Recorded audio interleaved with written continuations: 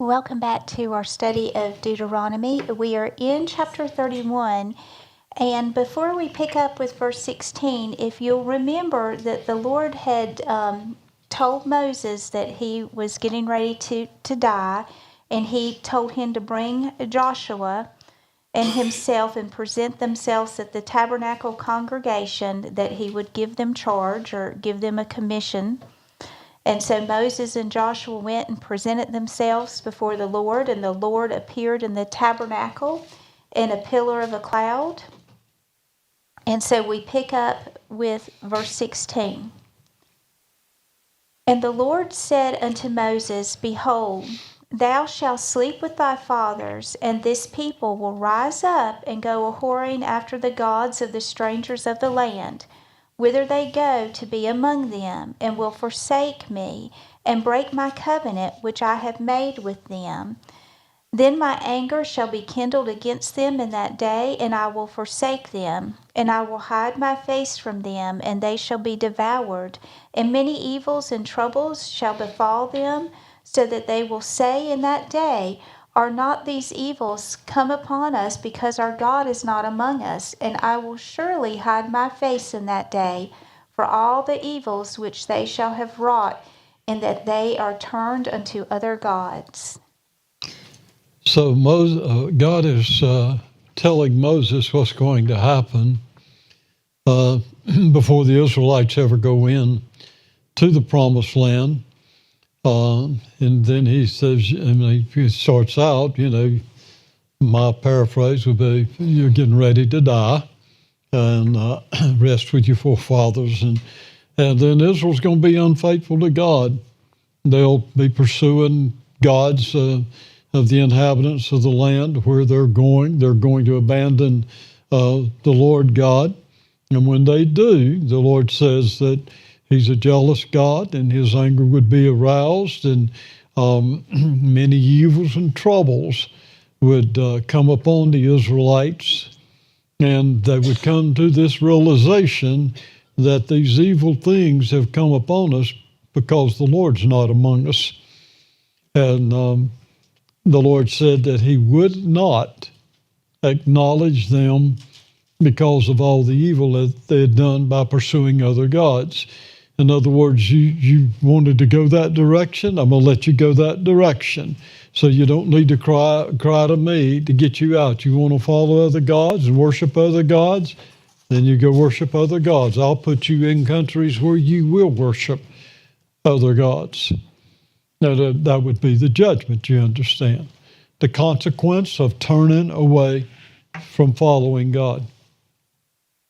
And He's saying these things before they even get into the Promised Before Land. they ever cross the Jordan River. Mm-hmm. Verse 19. Now therefore write ye this song for you, and teach it the children of Israel. Put it in their mouths, that this song may be a witness for me against the children of Israel. For when I shall have brought them into the land which I swore unto their fathers, that floweth with milk and honey, and they shall have eaten and filled themselves and waxen fat, then will they turn unto other gods and serve them, and provoke me, and break my covenant. And it shall come to pass, when many evils and troubles are befallen them, that this song shall testify against them as a witness. For it shall not be forgotten out of the mouths of their seed. For I know their imagination, which they go about, even now before I have brought them into the land which I swore. This is pretty incredible when you think about it, how the Lord gives Moses a song, which is going to testify against the nation of Israel for doing wrong. And his instruction is you write the song and you teach the song. Not just write it, but you teach it. And it's going to be a witness against them. I'm going to take them into the land that I promised to their forefathers, and they'll prosper, and everything's going to go well for them, and they're going to turn to other gods and start serving other gods and break my covenant. And then when the evils and the troubles come upon them, the song is going to be a witness against them. And their descendants will not forget the song. This is pretty interesting that God is using a song to witness against them. And then this is something else that is really incredible. God knows what they're going to do. They're going to turn away from him before they go into the land. Yet God takes them into the land, supernaturally works with them, then defeating the enemy, knowing that they're going to turn against him. That's an amazing God, isn't it? Yeah, it is. Not manipulating, but a God that's keeping his word Right. to Abraham, to Isaac, to Jacob. He's keeping his word even though he knows their descendants are stubborn and rebellious people. But he'll take them in, but he says, no, you're not going to have an excuse. Come on, this right here is going to be a witness against you. And it'll be a reminder to you of what God said before you ever went into the land. Moses therefore wrote this song the same day and taught it the children of Israel. It's interesting, you don't normally think about teaching a song per se, but he's making sure that they know what this song is about. You know, there's a lot of songs you can sing, you don't even know what it's about, especially some of the modern day stuff. But this song has meaning.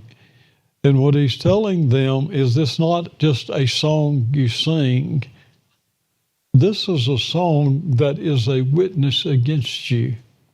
And don't you ever forget it. You remember these words, because there's going to be a time to come that this song is going to haunt you by telling you what's happening before it ever happens. So when you get there, you'll know that this is not coincidental. This is the judgment of God. The other thing that I see in this, and it's so simple, but the Lord had told Moses, you write this song and you teach it. And that verse is it's short, verse 22, but he wrote that song that day. He acted on God's word that day. Mm-hmm. And taught it that day. Didn't delay, you understand. We can miss it when we delay. Verse 23. And he gave Joshua, the son of Nun, a charge and said, be strong and of a good courage, for thou shalt bring the children of Israel into the land which I swore unto them, and I will be with thee. Now think about this. Joshua has heard what God has said, what Moses said. You understand, Joshua was with Moses when they went to that tabernacle and God met with them, okay? So Joshua hears what's said and he hears what the people are going to do. And then Moses says, the Lord says to Joshua, you be strong, you be of good courage. You're going to take these descendants of Israel into the land that I swore to their forefathers. I will be with you. I'll be with you. And it came to pass, when Moses had made an end of writing the words of this law in a book until they were finished, that Moses commanded the Levites, which bear the ark of the covenant of the Lord, saying, take this book of the law and put it in the side of the ark of the covenant of the Lord your God, that it may be there for a witness against thee. So Moses is writing the things that God's spoken to him. And he's putting this in the form of a book, as it's said here. And then he is to give that book into the custody of the Levites. He didn't say put it in the ark, but lay it beside the ark. The ark of the covenant representing the presence of God, right? Now, this song is right here. This book, all these laws, everything, this is here, and specifically this book of the law. This is here as a witness, right here in the presence of God. You lay it up because it's going to be a witness to the Israelites. See, the Ten Commandments were put in the ark. This is laid beside the ark. This is the book of the law that he's written here. And it's interesting that he does this before he does, to where this new generation is without excuse. They can't say we didn't know. They have it right there as a witness. For I know thy rebellion and thy stiff neck. Behold, while I am yet alive with you this day, you have been rebellious against the Lord, and how much more after my death? You know, I think about this as what Moses is saying. I'm thinking about Joshua hearing what Moses is saying. And Moses is calling them as they are. You're rebellious and you're a stubborn people. And if you've been rebellious and stubborn while I've been alive, what's going to happen after I die? You'll get even worse. Well, if you're getting ready to take over the position of leadership there, that's not really what you'd like to hear, is it? Mm-hmm. But he's laying the truth out on the line. I know what's going to happen after I die. You didn't listen to me while I was alive, and you definitely won't listen to what I've told you after I die. Not a shame. Mm-hmm. Gather unto me all the elders of your tribes and your officers, that I may speak these words in their ears, and call heaven and earth to record against them. For I know that after my death ye will utterly corrupt yourselves, and turn aside from the way which I have commanded you.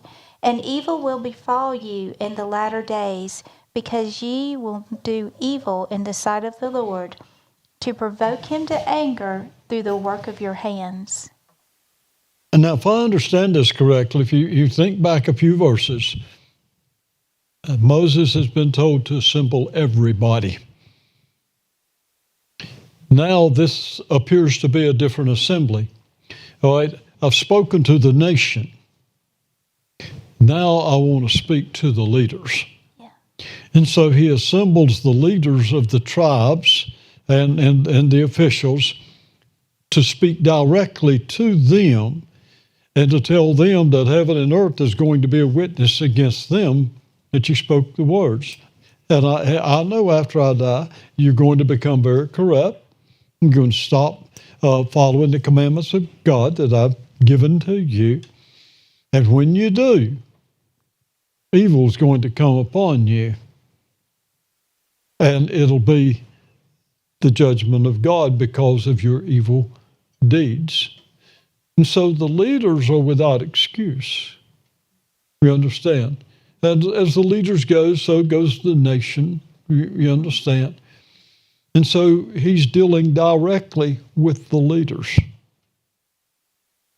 and making sure that they know this law is going to be a witness against you. Verse 30, And Moses spake in the ears of all the congregation of Israel the words of this song until they were ended. So Moses lays out the words of the song. Now, when we go into the next chapter, you're going to get the words of the song. And I want you to pay particular attention. This is an extremely unusual song when you look at the lyrics, if you will. So let me give you an introduction here. This song is a prophetic song, and it was given, as you remember, to Moses by God to serve as a witness for God against the descendants of Israel. It records God's instruction for Moses to go to Mount Nebo to die. Now let's look at verse 1. Give ear, O ye heavens, and I will speak, and hear, O earth, the words of my mouth. So this is how the song starts out. Pay attention. Heaven, I'll speak. Pay attention, earth. Listen to the words that's coming out of my mouth. I want you to think about this in light of some things that we've been talking about, how everything's done by words. Mm-hmm. These words are going out as a witness. Okay? And let me say this. The instruction for Moses to go to Mount Nebo and die is not in the song. Mm-hmm. That's in the chapter. Okay, so don't confuse that, okay? Verse 2. My doctrine shall drop as the rain, my speech shall distill as the dew, as the small rain upon the tender herb, and as the showers upon the grass. The showers, upon the grass. In other words, this is going to saturate. Mm-hmm. My instructions will drop like rain. My words are going to fall like dew. And they'll be like showers on young plants and rain on grass. In other words, everybody's going to get the effect of my words. Because I will publish the name of the Lord, ascribe ye greatness unto our God. That's good. Yeah. That's what we're singing, right? Yeah. I will call aloud the name of the Lord and acknowledge God's greatness. They're learning this song. Isn't that amazing? It is. He is the rock. His work is perfect, for all his ways are judgment. A God of truth and without iniquity, just and right is he. So this is going to be a witness. Here you are singing. He's a rock. His works are complete. His methods are just. He's a faithful God. There's no evil in him. He is just and righteous. That's coming out of their mouth. The one that they're going to turn away from.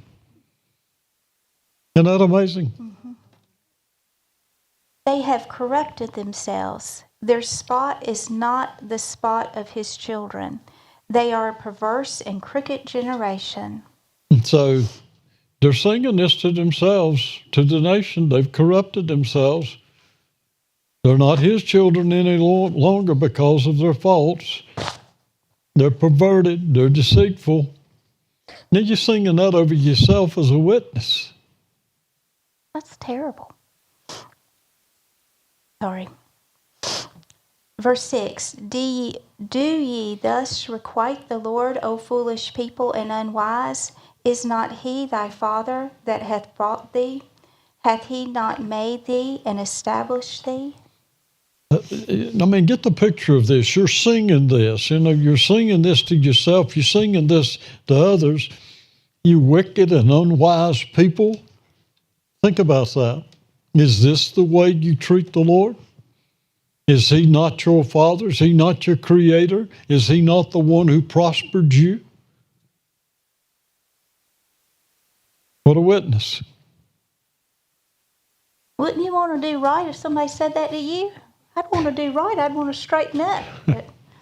Verse 7, remember the days of old. Consider the years of many generations. Ask thy father, and he will show thee, thy elders, and they will tell thee. Remember the days of old. Consider all these years, all these generations. Ask your fathers, forefathers, or whatever. Ask your father. He'll explain it. The elders will tell you. But people don't want to go back and ask the fathers. It's an amazing thing. I was thinking today concerning history, how this younger generation today does not really know the true history of this nation. They know a fabricated history. They don't know the truth. They've been lied to. They haven't gone in and asked because they don't respect the older generation anymore. You're in a generation now that thinks they know it all. We're smart. We don't need your advice. And that just shows how ignorant you are. When you think you don't need advice, you're just revealing your ignorance then. I need advice.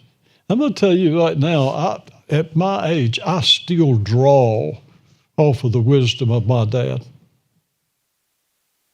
When I go back to that generation, and you go all the way back to World War II, which he was in World War II, I think of the wisdom and the ethics of that generation. And there's so much to draw from. But people today don't want to hear about it. You understand? Think we have a better idea. Well, we need to start singing some songs. You with me? Okay. And when the Most High divided to the nations their inheritance, when he separated the sons of Adam, he set the bounds of the people according to the number of the children of Israel. So think about it. God gave to Israel other nations as an inheritance. He made a distinction between the descendants of Adam. You understand? Adam had a lot of descendants on earth at that particular time. God made a distinction.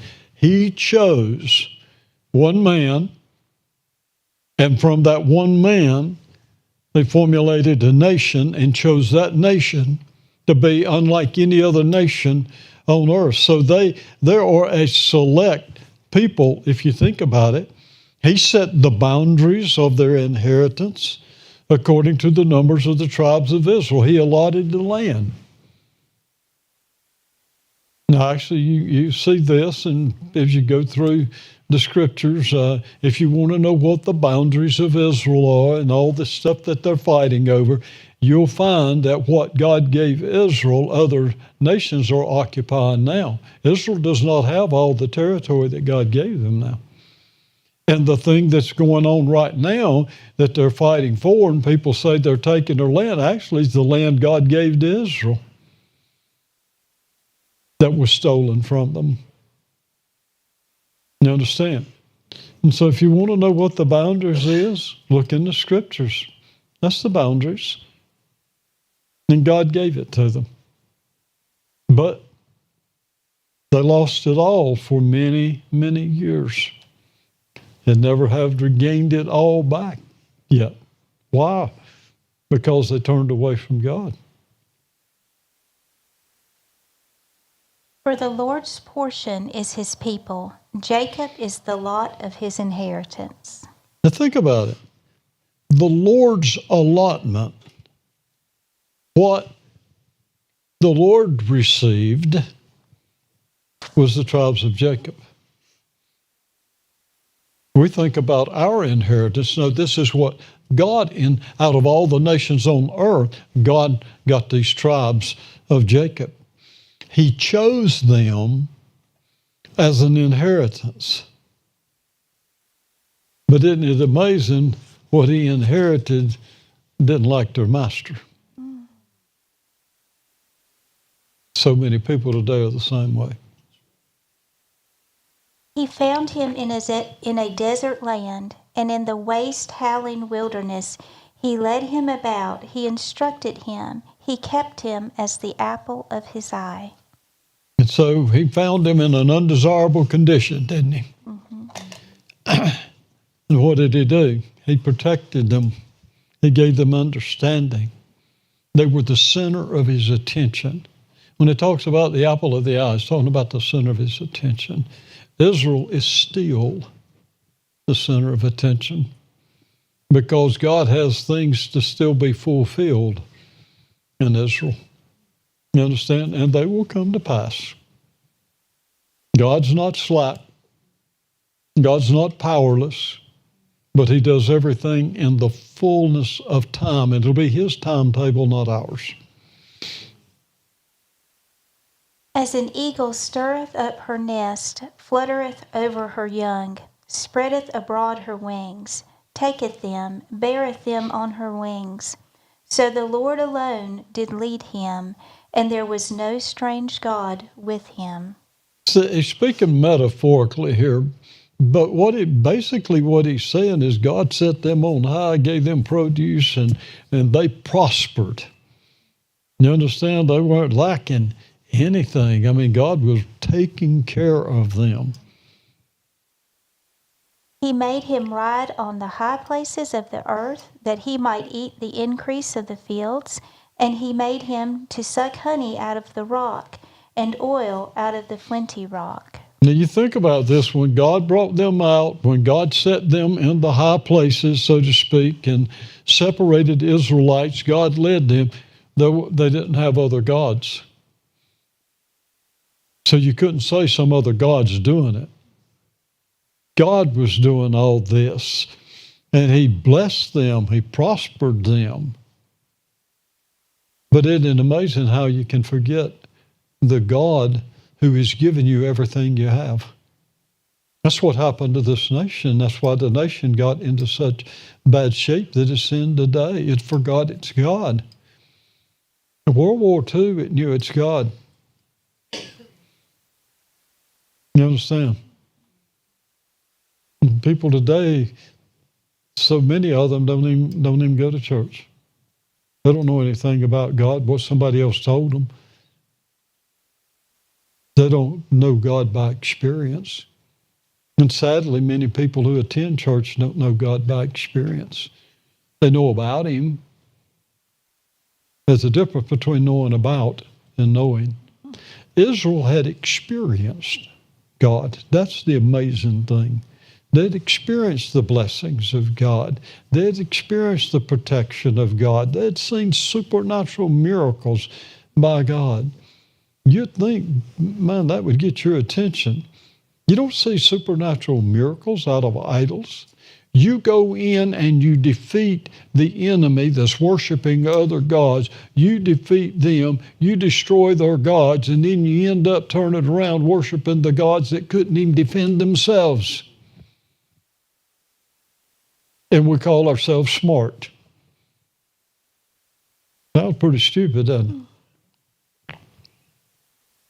Butter of kine and milk of sheep, with fat of lambs, and rams of the breed of Bashan, and goats with the fat of kidneys of wheat, and thou didst drink the pure blood of the grape. They're singing this.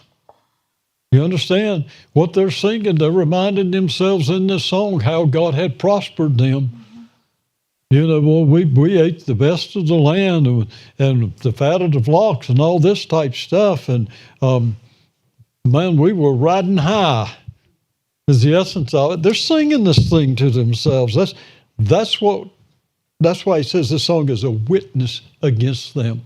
You're without excuse, in other words.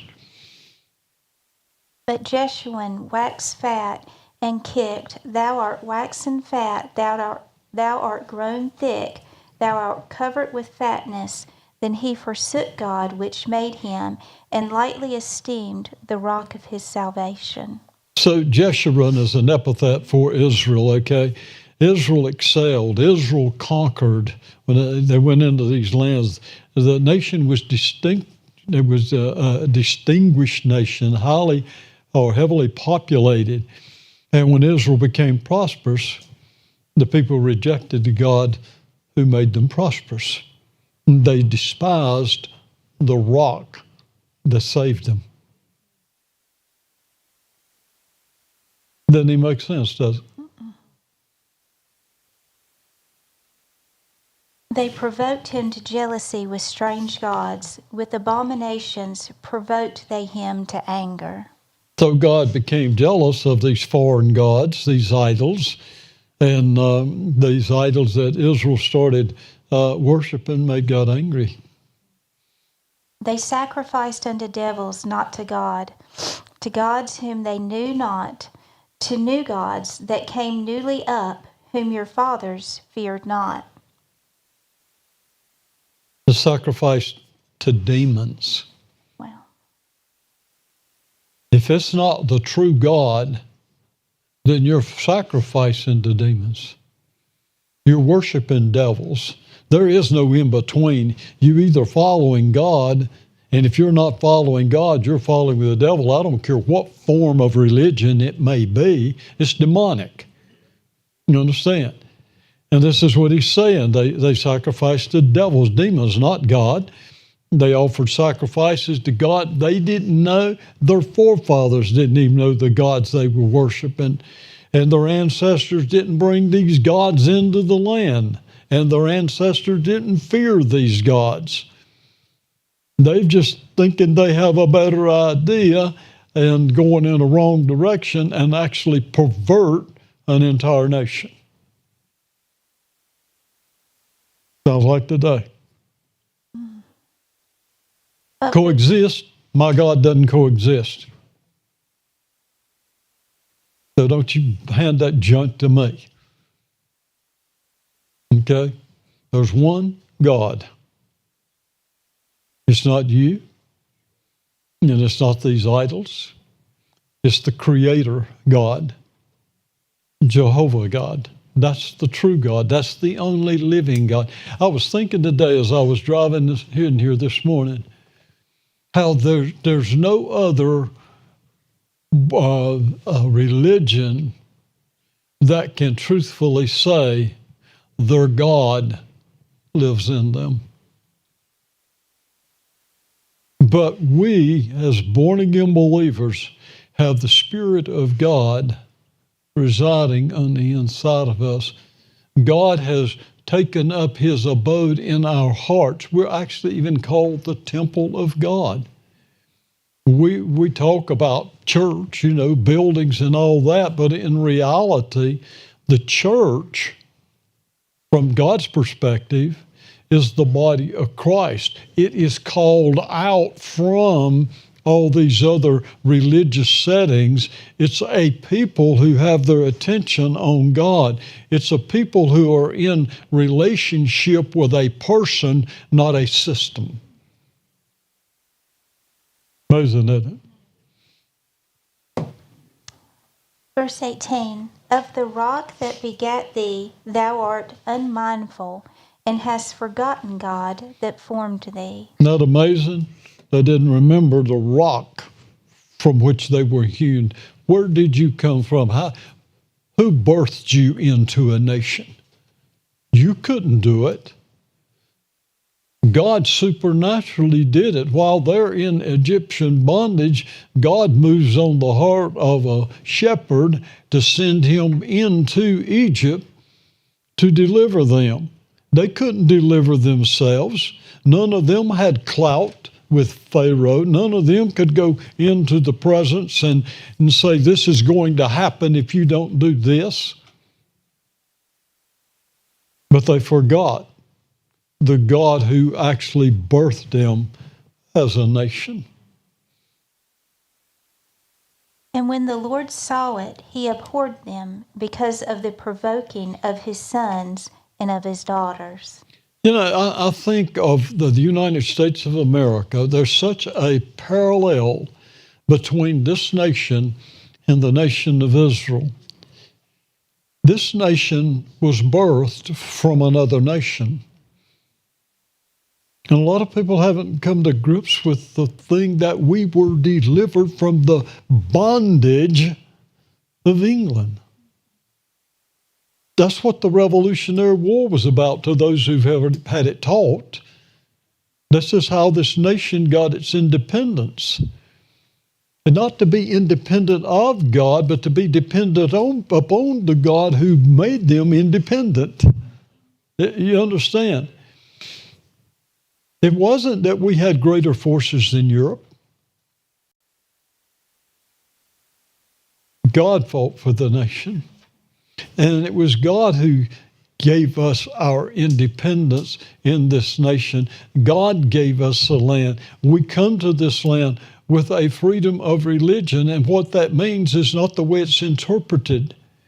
What that simply means is the king can't tell you got to follow the Anglican Church or the Church of England. The Pope can't tell you have to follow the Church of Rome. You have the right to worship God in the way that you know to worship God. You understand? That's what freedom of religion is. It's not to where you're free to worship any old God you want to. No, God never intended for other gods to come on this land. just like he did not intend for other gods to be incorporated into Israel's worship. And so that's a misinterpretation. They don't know the heart of the forefathers. The forefathers, although they weren't perfect men, they were God-fearing men. They feared God, the Creator God is who they feared. You understand? But isn't it amazing how quickly you can forget where you came from? And then the consequence that follows that. And so I look at us and I look at Israel and I think, we have history right here. Why repeat the history? Why not learn from the history that we have here and see the importance of putting our undivided attention on God, not looking to the left or the right, not looking for government to support you. God never intended for the government to be the attention of the nation of Israel. He didn't even want them to have a king. He wanted to be their king. What he wanted them to do was just follow me. I would give you my direction. I can do it through a prophet. I can do it through a judge. I don't need a king. I don't want you to be like other nations. But what does man say? We want to be like everybody else. What amazes me about America, we were delivered from England, and today we want to act like the one we were delivered from. Look at them. How did it go for them? It's a nation that's not Christian anymore. And that's where the direction we were going. But thank God I'm seeing some turn. I'm hearing God's name, and not in vain, but in actually an exaltation to God. Time's up here, so we're going to have to stop and take your break, okay?